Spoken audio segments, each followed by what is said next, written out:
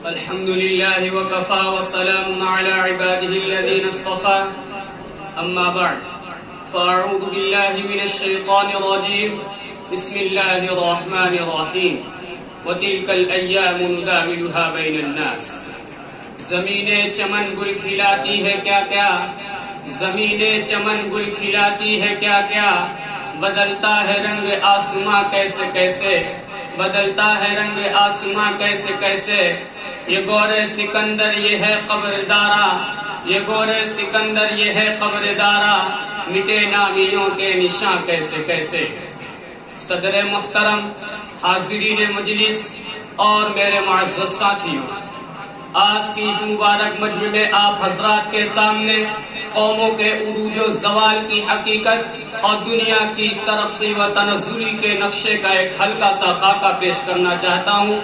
مجھے امید ہے کہ اس آئینے اور حقیقت کی چھلنی میں ہم اقتدار بافتہ اور ترقی یافتہ اقوام کا چہرہ دیکھ سکیں گے اور ان کے مستقبل کا اندازہ ہمیں ہو جائے گا اور خود اپنے طے فیصلہ کر سکیں گے.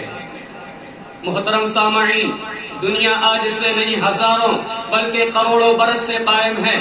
اس مدت میں نامعلوم کتنی قومیں اس روئے زمین پر نمودار ہوئیں، کتنی قوموں نے اس دنیا کے اسٹیج پر کرشمہ سازی کی، کرتب دکھلائے، تماشا کیا، چل بسی اور فنا ہو گئی. کتنی ہی قوموں نے اس قدر ترقی کی کہ دنیا کو یقین ہونے لگا ان کی ترقی لا زوال ہے، یہ قوم ختم نہیں ہو سکتی، اس کی حکومت کبھی ختم نہیں ہو سکتی.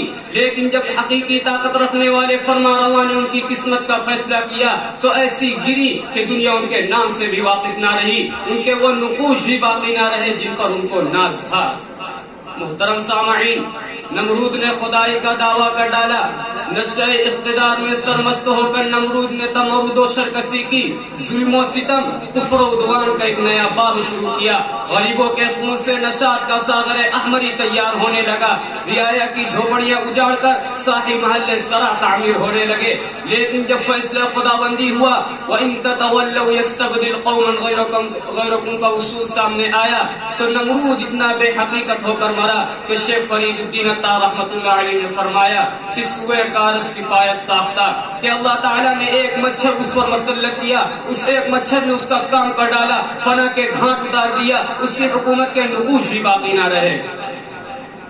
محترم سامعین، فرعون نے سر ابھارا، فرعونیت و طاغوتیت کے نتیجے میں حق سے ٹکر لی، خدا سے پنجہ آزمائی شروع کی، انا ربکم الاعلی کا دعویٰ کیا. لیکن دوستوں، جب اس کی بھی باری آئی تو خدا کے حکم سے ضرب عصا موسیٰ نے اس کا کام کر ڈالا تو وہ بحر قلزم میں اس طرح غرقاب ہوا کہ اسے کوئی رونے والا میسر نہ ہوا. اس کے اقتدار کا شاخسانہ ٹوٹ پھوٹ کر خاک میں مل گیا. محترم سامعین، واقعہ یہ ہے کہ اس اسٹیج پر کتنے ہی جبابرہ، نمارودہ، فراعنہ، اکاسرہ اور قیاسرہ آئے اور اپنے اپنے وقت میں ایسے ایسے کرشمے دکھائے جس نے دنیا کو حیرت میں ڈال دیا. دنیا نے یقین بھی کر لیا ان کی ترقی لا زوال ہے، وقت کا دیوتا ان پر مہربان ہے، اب یہ طاقت کبھی ختم نہیں ہو سکتی، ان کے اقتدار کو چیلنج نہیں کیا جا سکتا. لیکن جب اس قوم میں اوصاف جہاں بانی ختم ہو گئے، حکمرانی نے ان کے ذہن و دماغ کو عجب و غرور کی گندگی سے سڑا دیا. رقص و سرود، انائیت و ظلم و ستم، خدا سے سرکشی و بغاوت ان کا سیوا بن گیا تو صدیوں کی اس مستحکم عمارت کو تہہ خاک کر دیا. شان و شوکت کے اس مضبوط قلعے کو اس طرح اکھاڑ پھینکا کہ دنیا میں ان کا نام لیوا تک نہ رہا. ان کا جلال و جرت، ان کا شاہانہ اقتدار اور حاکمانہ قوت و سطو و صفحہ ہستی سے ناپید ہو گئے.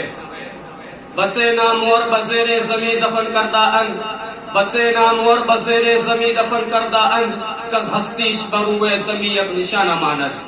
محترم سامعین، اللہ تبارک و تعالیٰ کی کسی سے رشتہ داری نہیں. وہ جس قوم کو سر بلند کرتا ہے اگر وہ اصول و قوانین کے ساتھ عمل پیرا رہے، خدائی اصول سے منحرف نہ ہو، قوت و اقتدار سے وہ نشے شرمستی سے شرسار نہ ہو، مخلوق کا رشتہ خالق سے جوڑنے کی فکر میں رہے، اگر وہ ان اصول و قوانین سے منحرف ہو جائے، خدا سے رشتہ توڑ لے اور خود کو سب سے بڑا تصور کر لے تو یہ خداوندی اصول اس کی سرکوبی کے لیے تیار ہے. وَتِلْكَ الْأَيَّامُ نُدَاوِلُهَا بَيْنَ النَّاسِ.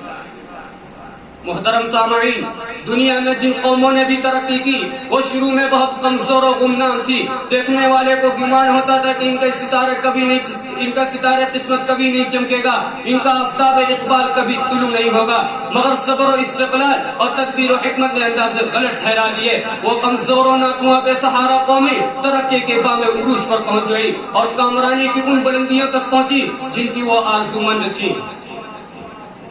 محترم سامعین، جن قوموں میں بے پناہ حوصلہ ہوتا ہے، ان کے عزائم جمع ہوتے ہیں، وہ قوم سدا ترقی کرتی ہے. جب اس کے عزائم بھی جمع، اس کے مقاصد بھی پاکیزہ، اس کے اصول بھی جامع اور ضابطۂ حیات بھی بلند آزمودہ ہو، وہ قوم کیسے ترقی نہ کرے، کیسے بام عروج پر نہ پہنچے. لیکن جب یہ پاکیزہ مقاصد، بلند دستور اور عزم جمع نہ رہے تو وہ قوم فنا کے گھاٹ اتر جاتی ہے اور دستور خداوندی اپنا کرشمہ کر دکھاتا ہے. وَتِلْكَ الْأَيَّامُ نُدَاوِلُهَا بَيْنَ النَّاسِ.